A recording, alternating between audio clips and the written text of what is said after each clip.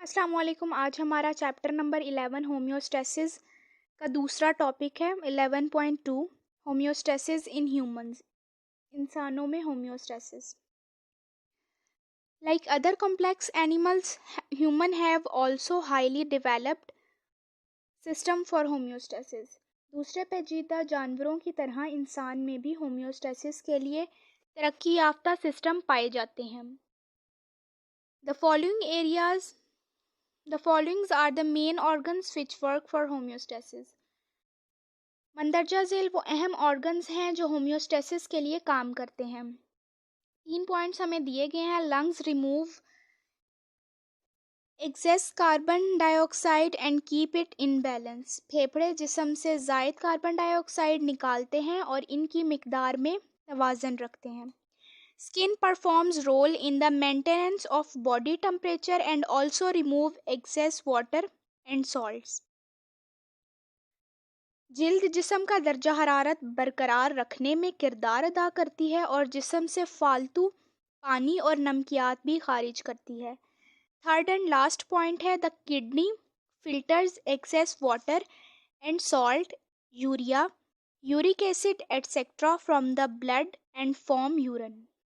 गुर्दे खून से ज़ायद पानी, नमकियात, यूरिया, यूरिक एसिड वगैरह को फिल्टर करते हैं और यूरिन बनाते हैं। उसके बाद हमारे पास आ रहा है 11.2.1 स्किन। स्किन मतलब जिल्द। We know that our skin consist of 2 layers. हम सबको पता है कि हमारी स्किन कितनी 2 लेयर्स पर मुश्तमिल है, 2 तहों पर मुश्तमिल है। Epidermis and dermis.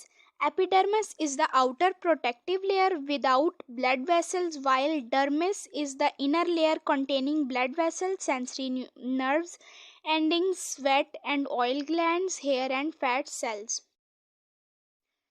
यहाँ पर वो कह रहे हैं कि जो हमारी एपिडर्मिस बैरूनी हिफाजी तह है जिसमें ब्लड वेसल्स नहीं होती, डर्मिस अंदरूनी तह है और इसमें ब्लड वेसल्स, सेंसरी नर्व्स के किनारे, पसीना और तेल के ग्लैंड्स, बाल और चर्बी यानी फैट्स के सेल्स मौजूद होते हैं। Skin performs important role.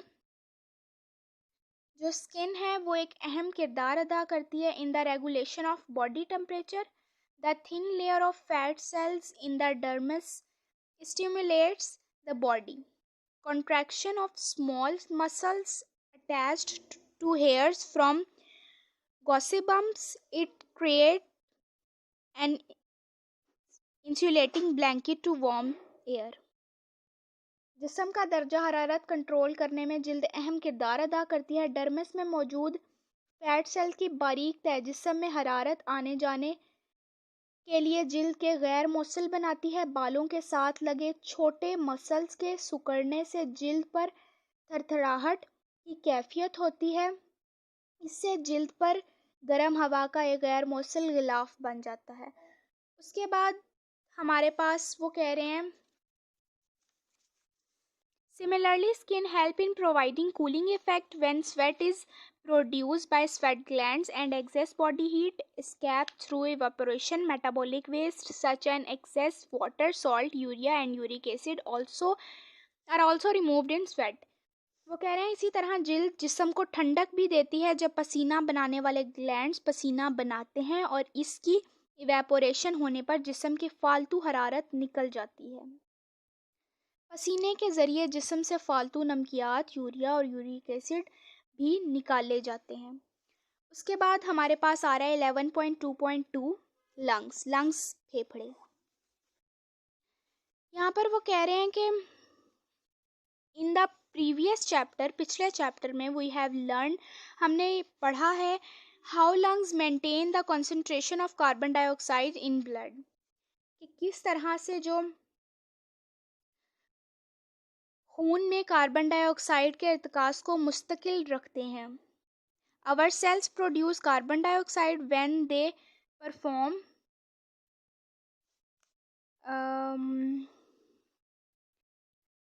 perform cellular respiration. From cell, carbon dioxide diffuses into cell fluid and form there into blood.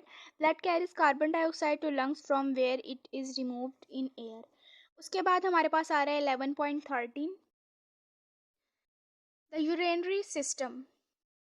Urinary system इंसान का यूरेनरी सिस्टम ऑफ ह्यूमन।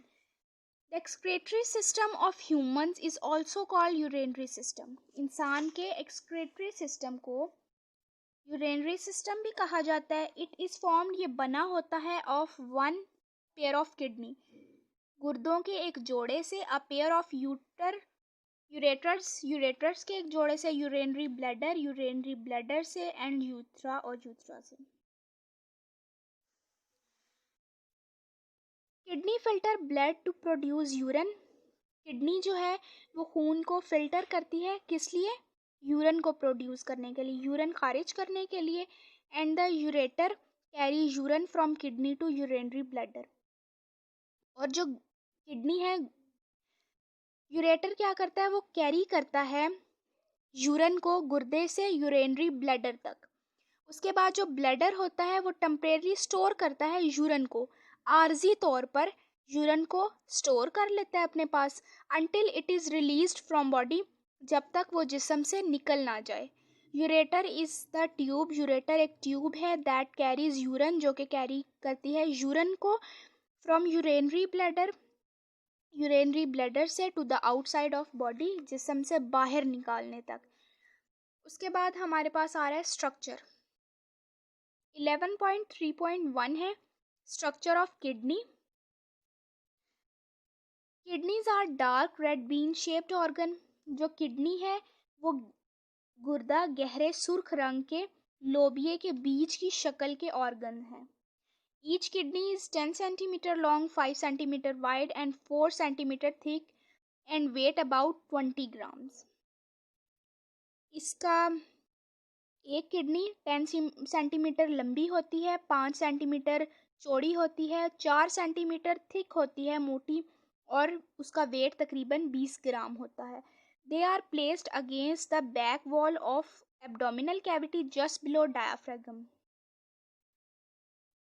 क्या कह रहे हैं कि गुर्दे जिस्म में पेट यानी एब्डोमेन की पिछली दीवार के साथ डायाफ्राम के थोड़े नीचे मौजूद होते हैं, one on either side of vertebral column. और हर गुर्दा वर्टिब्रल कॉलम की एक जानिब लगा होता है. They protected by the last 2 ribs. आखिरी 2 पसलियां गुर्दे की हिफाजत करती हैं. The left kidney is a little higher than the right. बायां गुर्दा दाएं की निस्बत थोड़ा सा ऊंचा होता है. Structure of kidney again repeat कर लेते हैं. गुर्दे गहरे सुर्ख लोबिया के बीच की शक्ल के होते हैं, सेंटीमीटर लॉन्ग होते हैं, 4 सेंटीमीटर मोटे होते हैं और 20 ग्राम इनका वज़न होता है. और उसके बाद हमारे पास आ रहा है the concave side of kidney faces vertebral column. There is a depression called hilus near the center of the concave area of kidney. This is the area of kidney through which ureter leave kidney and other structure including blood vessels, lymphatic vessels and nerves enter the leave kidney. उसके बाद हमारे पास आ रहा है cortex और medulla. The longitudinal section of the kidney shows 2 regions. Renal cortex, the outer part of kidney, जो kidney का outer part होता है वो रेनल कॉर्टेक्स कहलाता है. And it is dark red in colour, और ये डार्क रेड कलर का होता है.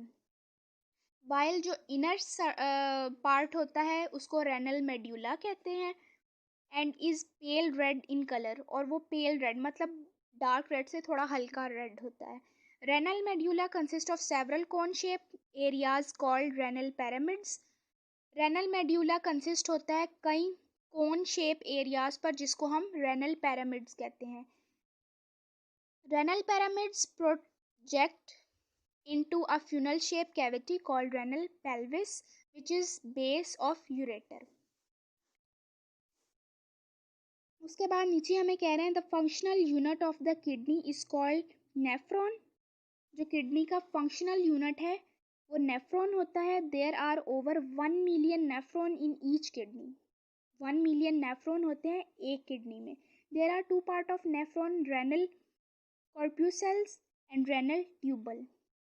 The renal corpuscle is not tubular and has 2 parts, glomerulus and Bowman capsule.